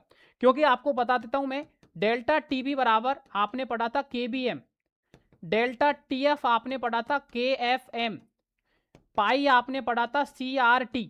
याद रखना अगर कोई ऐसा केस आ जाता है जिसमें डिसोसिएशन हो रहा है, एसोसिएशन हो रहा है, तो उस केस में इन्हीं फॉर्मूला के साथ में आपको आई एक्स्ट्रा ऐड करने होता है मेरे दोस्त, याद रखना। कुछ नहीं करना, डेल्टा टी बराबर आई हो जाएगा, आई के बी एम, आई के एफ एम, पाई बराबर आई सी आर टी। तो कुल मिला के यहां पर डेल्टा टीबी खुद अगर डेल्टा टीबी है तो ये तो आई के डायरेक्टली प्रोपोर्शनल है। एलिवेशन इन बॉइलिंग पॉइंट पूछेगा ना तो वो तो डायरेक्टली प्रोपोर्शनल है, लेकिन अगर बॉइलिंग पॉइंट पूछेगा तो वो भी डायरेक्टली प्रोपोर्शनल है, क्योंकि डेल्टा टीबी आपका टीबी और टी नॉट बी का डिफरेंस होता है, लेकिन डेल्टा टीएफ डिफरेंस होता है टी नॉट एफ और टीएफ का। इस वजह से टीएफ आपका ये है जो माइनस में आ रहा है, इस वजह से ये क्या होता है आपका इनवर्सली होता है। ये नीट के अंदर 2025 के अंदर इस कॉन्सेप्ट से सवाल पूछा गया हुआ है, एम्स के अंदर पूछा गया हुआ है, जेईई मेंस के अंदर पूछा गया है।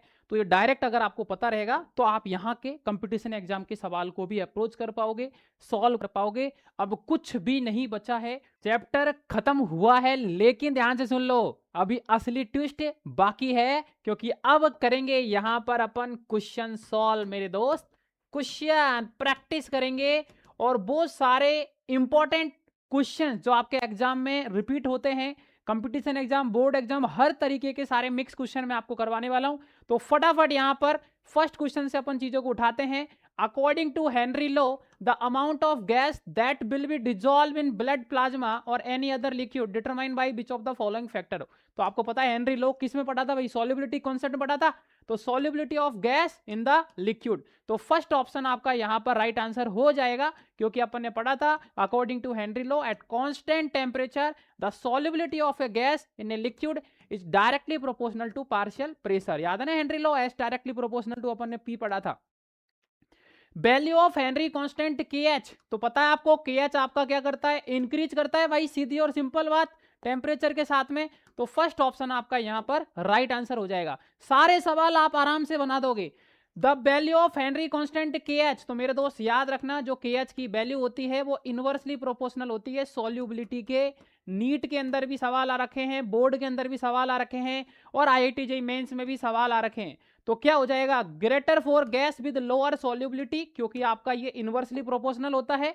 तो बी ऑप्शन आपका राइट आंसर हो जाएगा।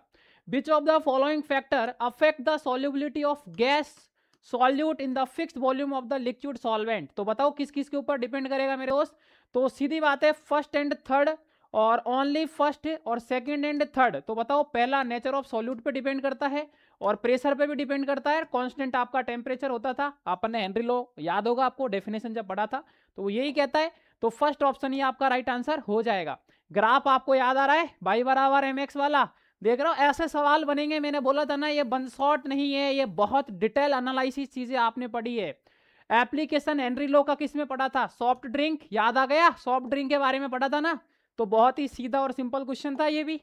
उसके बाद में स्कूबा डाइवर्स, और उसके बाद में may be experience a condition called, क्या याद है ना आपको, बेंट्स। ठीक है, क्योंकि आपका यहां पर देखा था ना फील्ड एयर डाइल्यूटेड विद किसके साथ होता था, हीलियम के साथ। एप्लीकेशन में डायरेक्ट लाइन मैंने आपको बताई थी। तो डी ऑप्शन आपका राइट आंसर हो जाएगा। ये पूरा लिखा हुआ है कॉलम, साथ साथ में सॉल्यूशन भी है, और ये सारी PDF टेलीग्राम पे मिलेगी, तो आप आराम से इनको रीड कर सकते हो, समझ सकते हो चीजों को, कैसे चीजें चल रही है। People living at high altitude often reported with a problem of a feeling weak and inability things clearly. The reason for this, बताओ क्या होता है सीधा रिएक्शन। याद है ऑक्सीजन के बारे में, लेवल के बारे में अपने पढ़ा था, oxygen is less than ground level. तो पहला ही ऑप्शन आपका राइट आंसर हो जाएगा। Vapour pressure of two liquid P and Q, मतलब आपको P0A और P0B प्यारे बच्चों पता है कितना, 80 और 60। और पूछा गया टोटल वेपर प्रेशर PS पूछा गया है, तो P0A याद है ना formula, XA plus P0B XB। बताओ XA क्या हो जाएगा, XA मतलब मोल फ्रैक्शन ऑफ A कितना है, 3 अपॉन टोटल मोल 5, XB मतलब B के मोल कितने हैं 2 अपॉन में टोटल मोल कितना है 2 प्लस 3 आपका 5। तो फॉर्मूला अप्लाई कर दो, P0A 80, XA आपका 3 अपॉन 5 प्लस P0B है 60, XB आपका 2 अपॉन में 5। तो बताओ ये आ जाएगा 48 प्लस ये आ जाएगा आपका 24। तो बताओ कितना हो जाएगा आपका, लगभग यहां पर 72 हो जाएगा। बोलो हाँ कि ना। तो पहला ही ऑप्शन आपका राइट आंसर हो जाएगा। कुल मिला के दोनों के मोल फ्रैक्शन निकालने होते हैं। प्योर वेपर प्रेशर पता है, सॉल्यूशन का टोटल वेपर प्रेशर का फॉर्मूला याद है, सीधा और सिंपल अप्लाई करना था, आंसर आ जाता। देख भी सकते हो आप। नेक्स्ट क्वेश्चन है 18 ग्राम ग्लूकोज है, तो मोल कितना हो जाएगा 0. ठीक है ना, बताओ 18/180 हो गया, सीधा और सिंपल। मतलब बोल सकते हो अपन 1/10 बराबर 0.1 मोल आ गया। 178 पॉइंट आपका क्या है यहाँ पर वाटर है, 18 से डिवाइड कर दोगे। वेपर प्रेशर पूछा गया है, तो बताओ वेपर प्रेशर क्या हो गया, मोल फ्रैक्शन गुणा टोटल प्रेशर। अब टोटल प्रेशर यहाँ दिया नहीं है, तो लेकिन क्वेश्चन ने बोला है यहाँ पर vapour pressure of water in aqua solution. तो जनरली याद रखना मेरे दोस्त, जो प्रेशर होता है वो अपन जब नहीं दे रखा होता है तो 1 ATM बराबर 760 mmHg बराबर होता है 760 टॉर, क्योंकि यहां पर हिंट आपको ऑप्शन से मिल गई है, टॉर के अंदर है, तो 760 यहां पर आप क्या कर सकते हो, यूज कर सकते हो। मोल फ्रैक्शन आपको पता ही है, मोल अपॉन टोटल मोल कर दोगे, सीधा सिंपल सॉल्व करना। मोल आ गया, इसके मोल आ गया, दोनों के मोल फ्रैक्शन से आ गया कितना, बताओ किसका मोल फ्रैक्शन निकालना है, आपको पता है ना यहाँ पर सीधा और सिंपल।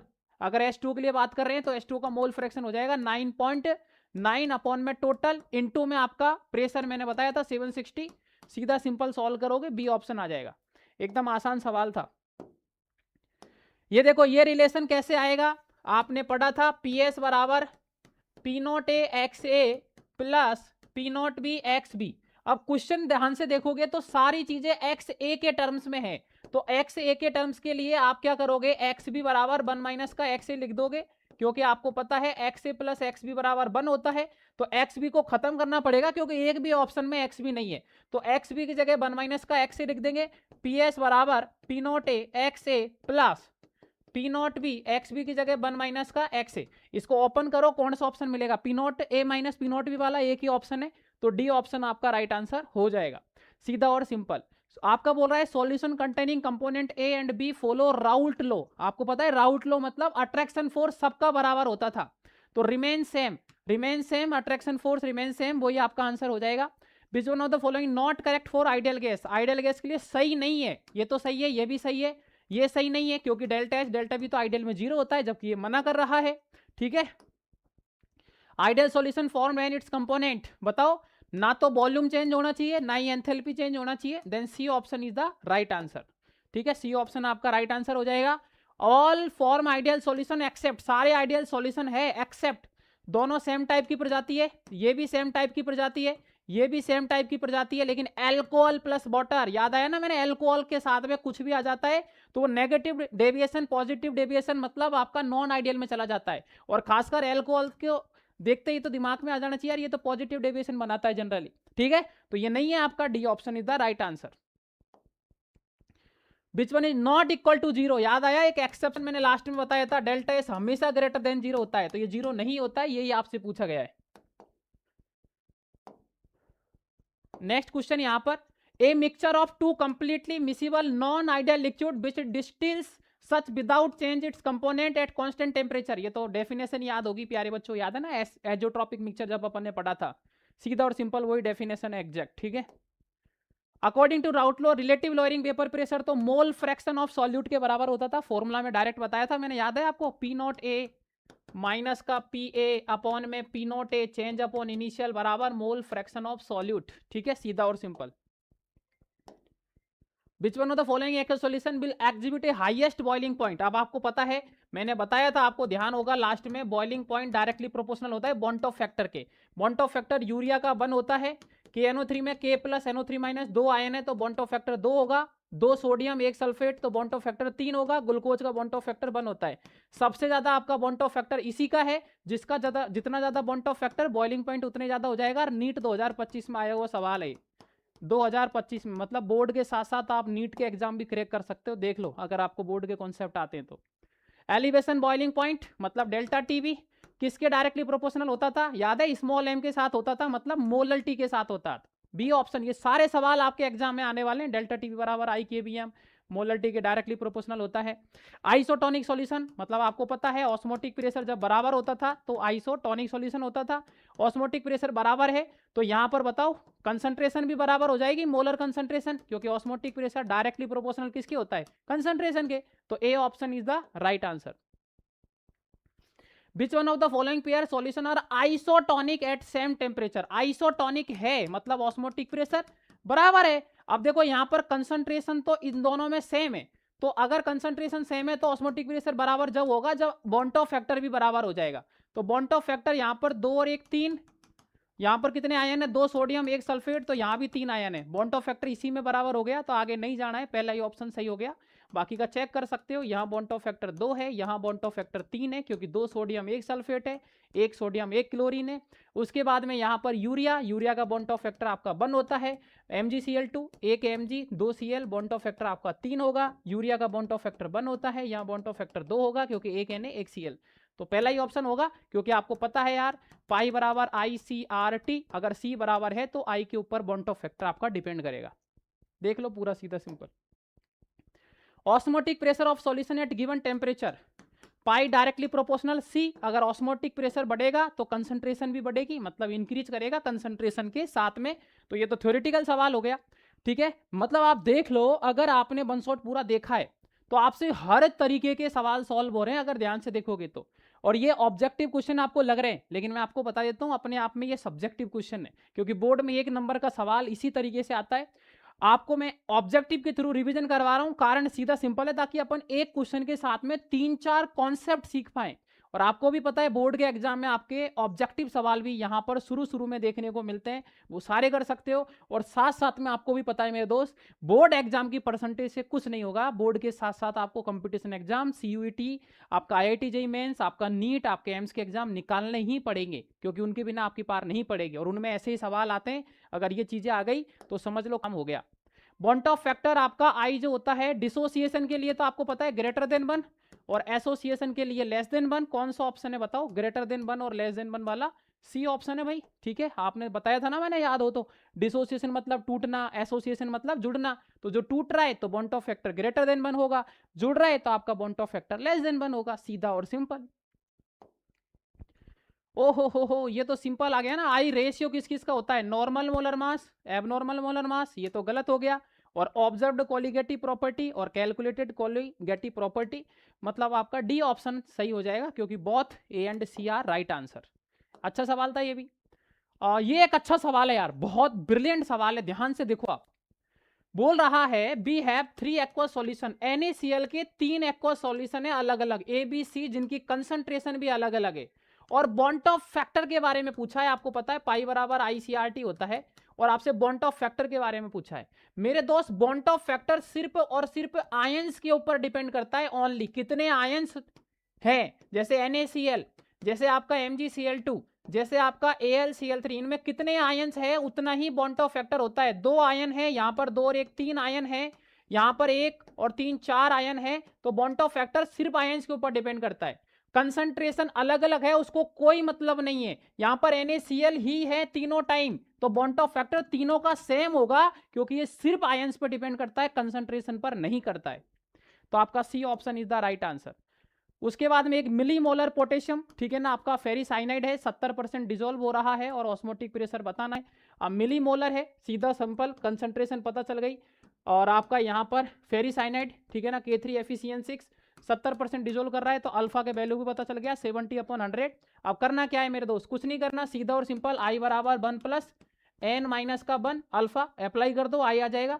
तो I बराबर 1 प्लस N, 3 आयन तो ये है और 1 आयन आपका कॉम्प्लेक्स का होगा, तो 4 माइनस का 1 अल्फा कितना हो गया, 0.7 हो गया यहाँ से, तो 0.7 से मल्टीप्लाई कर देंगे, तो I बराबर 1 प्लस 4 में से 3 गया तो कितना 3 इंटू 0.7 2.1, तो अप्रोक्सीमेट 31.1 आ जाएगा।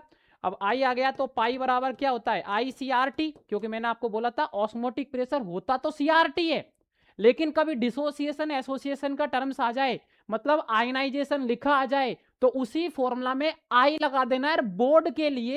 बोर्ड के लिए इतना इंपॉर्टेंट सवाल है कि हर साल आपके बोर्ड के एग्जाम में आता है ये दोस्त, कंपटीशन में भी आता है, नीट में भी आता है, जेई में भी आता है, कि जब आयनाइजेशन, डिसोसिएशन, एसोसिएशन ऐसे टर्म्स आ जाते हैं ना, तो हमेशा आपको बॉन्ट ऑफ फैक्टर जरूर लगाना है फॉर्मूला में। तो ऑस्मोटिक प्रेशर पूछा है, लेकिन आयनाइजेशन की वजह से आई आ गया, आई बराबर 1 प्लस N माइनस 1 अल्फा लगाया, क्योंकि टूट रहा है।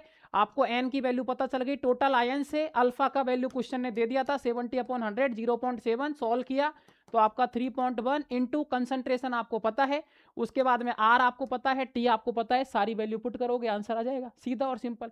आप देख सकते हो यहाँ पर, ठीक है, 3.1 आपका I आ गया, पाई बराबर ICRT, आई पता है, कंसंट्रेशन मिली मोलर है, सीधी बात है, मिली और फिर मोलर, मतलब आपका 1/10⁻3, मतलब 10 की पावर माइनस का 3 मोलर कंसंट्रेशन हो गया। आर की वैल्यू आपको पता है 8.314, और सीधा और सिंपल टेम्परेचर आपका 27 डिग्री सेल्सियस है। डिग्री सेल्सियस को केल्विन में चेंज करेंगे तो 273 जोड़ना होता है, तो लगभग ये 300 केल्विन आपका टेम्परेचर आ जाएगा। याद रखना टेम्परेचर को हमेशा डिग्री सेल्सियस से केल्विन में ले जाने के लिए 273 से ऐड करना पड़ता है। सारी वैल्यू यहाँ पुट करोगे 7.7 आपका आंसर आ जाएगा। तो फाइनली प्यारे बच्चों, हर तरीके के जितने भी सवाल आपके पॉसिबल थे सॉल्यूशन के अंदर, मैंने हर तरीके के सवाल भी करा दिए। अब आप खुद सोचो, एक ऐसा वन शॉट जिसमें एक एक लाइन मैंने कवर करी है, एक सिंगल लाइन ऐसी नहीं थी जो आपकी मैंने कवर नहीं करी हो। आप पूरी एनसीईआरटी पढ़ सकते हो, एक एक पॉइंट जो आपके एग्जाम पॉइंट ऑफ व्यू से इंपॉर्टेंट है, थ्योरेटिकल समझाया, मैथमेटिकल समझाया, ग्राफिकल समझाया, एक्सेप्शन समझाया, और उसके बाद में हर तरीके के जो मैक्सिमम प्रोबेबल क्वेश्चन है सारे के सारे आपको ऑब्जेक्टिव भी करवा दिए, सब्जेक्टिव भी करवा दिए, और हर तरीके के क्वेश्चंस की प्रैक्टिस करा दी, ताकि इस वन शॉट को देखने के बाद में आप बोर्ड का एग्जाम भी क्रैक कर सकते हो, आईआईटी जेईई मेंस का भी कर सकते हो, सीयूईटी का भी कर सकते हो, नीट का भी कर सकते हो, और साथ साथ में आप और भी एग्जाम साइंस स्ट्रीम के दोगे जिनमें केमिस्ट्री आएगा वो कर सकते हो। और आपको मैं बता देता हूं, ये केमिस्ट्री की सीरीज अब रुकने वाली नहीं है। पूरी केमिस्ट्री क्लास 11th भी और क्लास 12th भी इसी तरीके से वन शॉट के अंदर सिर्फ और सिर्फ एक चैप्टर मैक्सिमम 2 घंटे के अंदर मैं आपको ऐसे ही कवर करवाने वाला हूं। फटाफट आप कमेंट सेक्शन में लिख देना नेक्स्ट चैप्टर कौन सा चाहते हो। इसी तरीके से क्वेश्चंस भी साथ में रहेंगे और साथ में आपकी थ्योरी भी रहेगी। पूरा कंप्लीट जो निचोड़ है ना केमिस्ट्री का वो आपके सामने रख दूंगा, बिल्कुल पूरा निचोड़ आपके सामने रख दूंगा, ये मेरा पूरा वादा है आपसे। तो फटाफट चैनल को सब्सक्राइब कर दो ताकि आने वाले समय में बहुत सारी चीजें आपको यहां देखने को मिलेगी, क्योंकि इतना सपोर्ट तो यार बनता है। ठीक है, बिल्कुल। अगर सेशन पसंद आया है तो फटाफट रिक्वेस्ट है, लाइक कर दो, शेयर कर दो और चैनल को सब्सक्राइब कर लो, क्योंकि ये आपका ही चैनल है जिसपे पूरी केमिस्ट्री फ्री ऑफ कॉस्ट मैं आपको पढ़ाने वाला हूं। और ये आपका सपोर्ट जो है यही मुझे यहां पर कॉन्फिडेंस देगा और आगे बढ़ने के लिए ताकत देगा, ताकि कम से कम समय में आपके सारे एग्जाम से पहले पूरी chemistry class 11th class 12th का इसी चैनल पर मैं आपके लिए अपलोड कर पाऊंगा। सबसे इंपॉर्टेंट, क्लास की पीडीएफ आपको टेलीग्राम ग्रुप पर मिल जाएगी, लिंक डिस्क्रिप्शन में गिवन है, आप टेलीग्राम ग्रुप ज्वाइन कर लो और इसको जितना हो सके उतना यहां पर शेयर करो, ताकि सभी दोस्त आपके जुड़ पाए और उनको भी पढ़ने का मौका मिल पाए। और आने वाले समय में बहुत कुछ नया इसी चैनल पर मैं लेके आने वाला हूं। अभी अपन यहां पर कर रहे हैं वन शॉट, उसके बाद मैं लेके आऊंगा बहुत ही जल्द में जितने भी क्वेश्चंस है जो आपके एग्जाम में पूछे जा सकते हैं, PYQ previous year question series, सारे पीवाई को आपके एग्जाम से पहले करवा दूंगा। उसके बाद मैं मैराथन रखूंगा आपके एग्जाम से पहले 12-12 घंटे की, जिसमें वो सारे यहां पर कॉन्सेप्ट है पूरी केमिस्ट्री के मैराथन के अंदर मैं रिवीजन करवाऊंगा। तो फटाफट लाइक शेयर सब्सक्राइब मीटर खींच देना, ढील बिल्कुल मत देना। और खास बात, कमेंट सेक्शन में जरूर बताना कि ये लेक्चर कैसा लगा, मजा आया या नहीं आया, तो कमेंट करना मत भूलना। और आपको कुछ सजेशन देना है तो आप सजेशन दे सकते हो कि सर ऐसा और किया जाए तो मजा आ जाएगा, ताकि मैं वो काम भी आपके लिए कर पाऊंगा।